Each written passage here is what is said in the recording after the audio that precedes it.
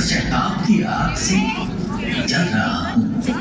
इस बात के लिए मुझे क्षमा करे पिता। क्या क्या क्या कहा तुमने?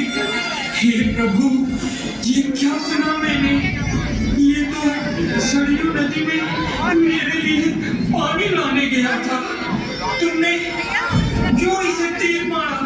हे पिता, मुझे क्षमा करे। अनजाने में मैंने एक पाप कर दिया। अरे पापी, तुझे मैं श्राप देता हूँ। चतुर्थतम शंभप्रतम एवं तत्पुत्र शोके राजं कालं करिष्यसि।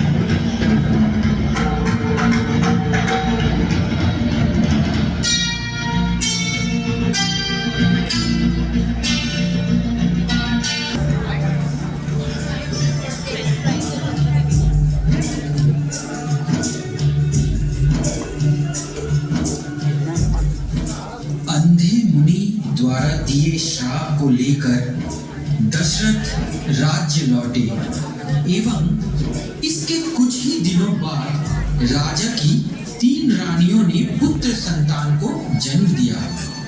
बड़ी रानी कौशल्या के पुत्र हुए राम, दूसरी रानी कैकेयी के पुत्र हुए भरत एवं छोटी रानी सुमित्रा के 2 पुत्र हुए, लक्ष्मण और शत्रुघ्न। देखते ही देखते कुछ साल बीत गए। राम, लक्ष्मण, भरत और शत्रुघ्न बड़े हुए। वृद्ध राजा दशरथ अपने बड़े पुत्र राम को सिंहासन में बैठाए और पूरे राज्य में खुशी की लहर दौड़ पड़ी। लेकिन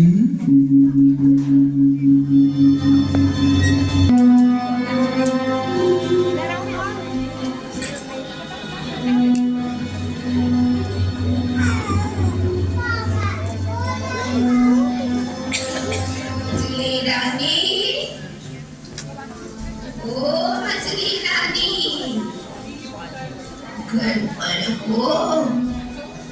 कौन? मैं मंथरा। मंथरा, आओ अंदर आओ। ऐसी हो मछली रानी? अच्छी हो, बहुत अच्छी हो। हमारे राज सिंहासन में बैठे हैं, इसलिए सारे राज्यवासी की तरह राजकुड़ी में भी सबके मन में खुशी फैली हुई है। राजा तो बने बड़े रानी कौशल्या के पुत्र राम, उसमें तुम्हारे खुश होने का क्या कारण है? तुम्हारे पुत्र भरत तो राजा नहीं बने ना। राम भी तो मेरी पुत्र समान है, इसलिए आज मेरे मन में भी खुशी की लहर दौड़ रही है। रानी, तुम्हारे इतना प्रसन्न होने का कोई कारण नहीं, क्योंकि राम राज सिंहासन पर है और राम राज सिंहासन पर बैठे हैं तो उनका पुत्र भी राज सिंहासन पर ही बैठेगा ना। और आपका पुत्र वो तो कभी भी राजमुकुट नहीं ले पाएगा। हमारे राम का भाईचारा अपार है, वो अपने भाइयों के साथ बहुत अच्छे से राज्य चलाएंगे। देखो रानी, मैं आपकी भलाई के लिए ही कह रही हूँ। आप अपने फायदे और नुकसान के बारे में सोचने का वक्त आ गया है। आपके पुत्र भरत का हित अहित सोचने का भी वक्त आ गया है। अभी राजा दशरथ जीवित है, लेकिन क्या आपने कभी सोचा कभी आपने कि उनकी अनुपस्थिति में क्या होगा? क्या बोल रही हो मंथरा? हाँ, मैं ठीक ही बोल रही हूँ।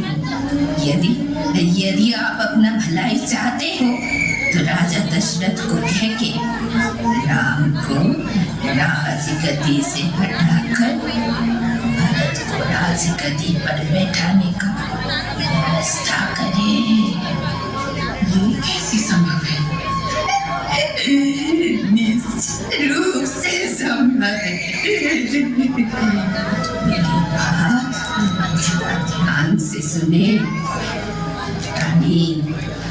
एक समय की बात है जब राजा दशरथ आपसे प्रसन्न होकर आपको वरदान देने जा रहे थे, है ना?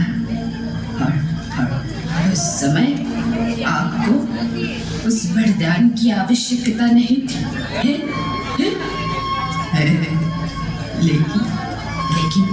लेकिन अभी वो वक्त आ गया है रानी, अभी वो वक्त आ गया है। आप अभी राजा दशरथ से वही 2 वरदान की मांग करें। उसे प्राप्त करके अपना कार्य पूरा करे रानी, अपना कार्य पूरा करे। ऐसा सुनिए रानी, मेरे पास आइए। पहले बार में आप राम को 14 साल वनवास में भेजने के लिए कहे।